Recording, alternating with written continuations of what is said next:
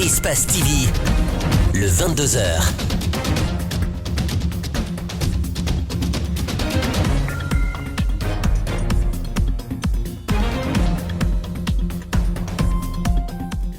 Bonsoir à tous et bienvenue dans cette grande édition d'information dont voici les titres. Un nouveau mouvement bientôt sur l'arène politique, son nom, nos valeurs communes. Il est dirigé par Étienne Soropogui. L'ancien commissaire de la CENI affiche ses ambitions et compte se départir des autres partis politiques. Le transport des marchandises de l'intérieur vers la capitale se heurte à un obstacle majeur, l'état dégradé des routes, une situation qui impacte le commerce des femmes vendeuses dont les marchandises pourrissent en route. Reportage à suivre dans ce journal. Au Kenya, l'archipel de Lamu, connu pour ses longues plages préservées et une faune marine riche, est menacé par un projet de centrale à charbon. Les habitants tirent la sonnette d'alarme. Je vous le disais à l'instant, nos valeurs communes, c'est un mouvement politique que compte lancer bientôt Étienne Soropogui. Il veut, dans son objectif, selon lui, se départir des autres formations politiques. Le leader politique a également donné son avis sur la révision du fichier électoral pour laquelle il conseille la CENI d'opter pour un opérateur technique international. Djibril Ba, Mohamed Aluseni Camara pour le reportage. Étienne Soropogui veut se relancer en politique. L'ancien commissaire de la CENI indique qu'il est pour lui nécessaire de créer un mouvement qui va répondre aux vraies préoccupations des Guinéens. Il voudrait annoncer les couleurs dès le mois de septembre prochain. C'est en essayant de former, une dynamique d'ensemble, avec une masse critique de compatriotes, que nous pouvons influencer le cours des choses. Nous voulons que ceux qui croient que le respect des principes et des valeurs peut faire en sorte que la Guinée avance, puisse se mettre ensemble. Je pense que cela peut aussi permettre d'influencer le cours des choses. Le débat sur le recrutement d'un opérateur technique pour la révision du fichier électoral n'a pas laissé indifférent Étienne. D'abord, il prodigue des conseils à l'institution électorale avant de montrer sa position. C'est important qu'on puisse aller vers le choix d'un opérateur international. Vous savez, les multinationales ont cette particularité d'être des institutions qui sont imperméables aux pressions. Sur l'éventuelle modification de la Constitution, là encore, il s'oppose à tout projet qui permettrait à Alpha Condé de prolonger son séjour au palais Sékou Touré. Aujourd'hui, de manière, par honnêteté intellectuelle, qu'on aurait pu introduire dans cette Constitution, mais de là à profiter, à poser le débat d'une autre manière, de manière biaisée, pour permettre à ce que Alpha Condé puisse mourir au pouvoir, un mandat à vie. Nous sommes catégoriquement opposés. En attendant, le mouvement Nos valeurs communes n'a pas son agrément. Un autre défi qu'Étienne devra relever. Le 14 août dernier, les membres du comité de pilotage des événements du 28 septembre 2009 s'étaient réunis de nouveau à Conakry. À cette occasion, le ministre de la Justice par intérim a annoncé que le procès de ces événements douloureux se tiendrait à la cour d'appel de Conakry, contrairement à ce qui avait été annoncé initialement. Ce vendredi, des acteurs politiques et de la société civile guinéenne se sont prononcés sur cette délocalisation. Al-Gassim Yaliba, Aboubakar Keke, Bangoura les ont rencontrés. Suivez leur reportage.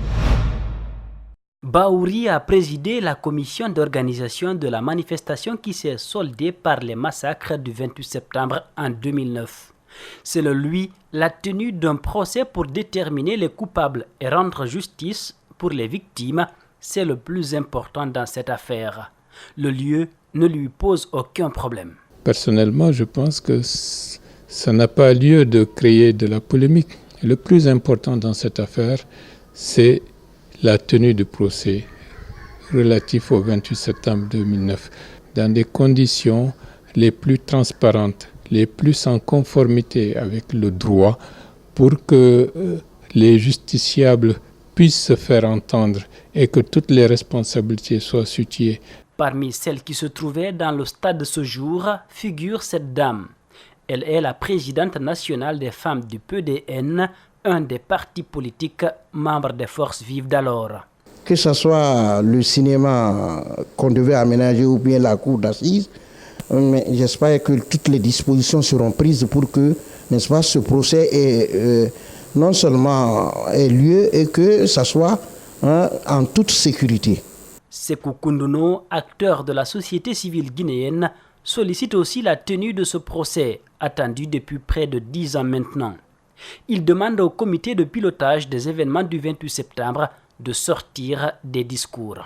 L'ancienne de la cour d'appel étant contiguë à la présidence de la République et aussi se trouvant dans le centre-ville où le dispositif sécuritaire pourrait être aussi important en termes de surveillance pour circonscrire toute autre action en termes de velléité, ça nous rassure. Selon les Nations Unies, ces massacres ont fait 157 morts, des femmes violées, d'autres violentées. Les victimes attendent toujours que justice soit rendue. Bientôt, la mise en circulation des voitures de train voyageurs dénommées Dubreka Express. 4 wagons sont déjà acquis et leur arrivée à Conakry est prévue pour le 9 septembre prochain. Mais déjà, plusieurs citoyens s'indignent quant à l'ancienneté de l'engin qui date de 1960 et la garantie de la sécurité des usagers. Mariam Fodé Camara, Aboukoria Kourouma ont rencontré le directeur général adjoint de la Société nationale des chemins de fer sur la question suivie.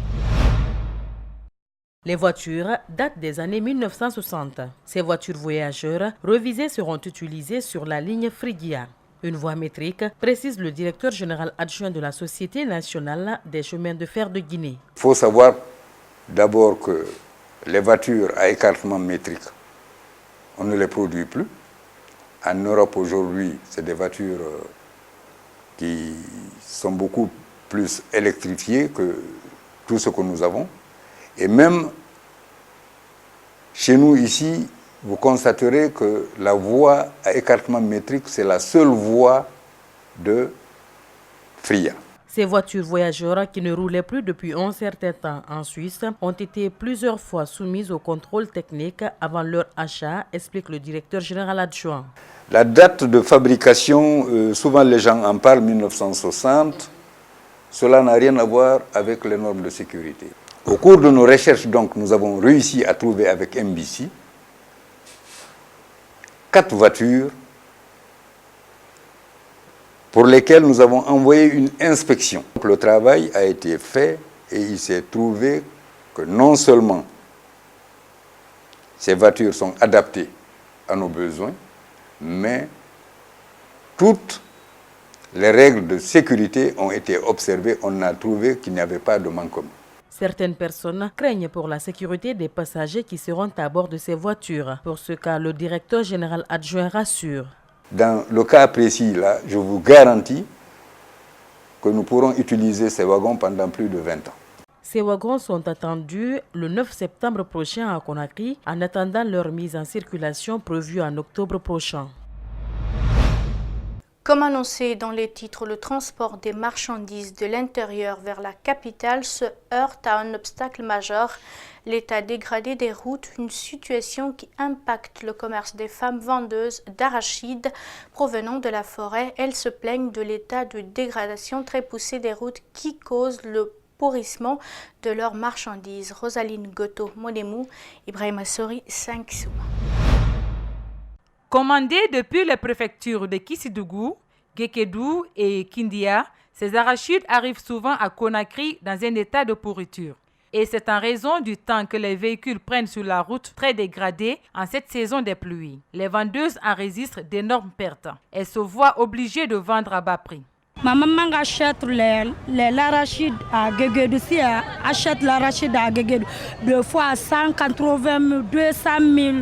Mais la route n'est pas bonne. Si ça vient ici, on peut vendre ça à 100 000, 150 000, même 20 000. L'autre fois, on a vendu l'arachide à 20 000, un sac à 20 000.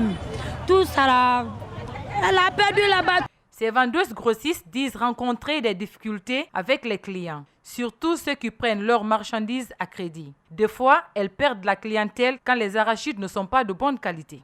Il y a des problèmes entre nous et des clients. Il y a des autres qui paient cash il y a des autres qui payent, qui prennent les crédits. Les gens qui prennent les crédits là, ce sont eux qui ont beaucoup de problèmes. Parce que si l'intéressé prend, c'est gâté. L'intéressé ne vient pas ici, il peut acheter ailleurs. Allez là, il y a l'arachide de Kindia. Il peut acheter l'arachide de Kindia. Ces femmes sont installées sur un caniveau pour faire écouler leurs marchandises. Elles ont couvert cet endroit avec des planches en bois. Elles se plaignent de l'odeur que ce caniveau dégage. Nous souffrons, la vérité est bonne à dire. Nous sommes assises sur ces caniveaux car nous n'avons pas de place. Les bois sur lesquels nous sommes assises sont gâtés. Il faut qu'ils nous aident car ces caniveaux nous fatiguent beaucoup. Ces femmes sont les piliers de beaucoup de familles et elles le démontrent par leur détermination à faire le petit commerce.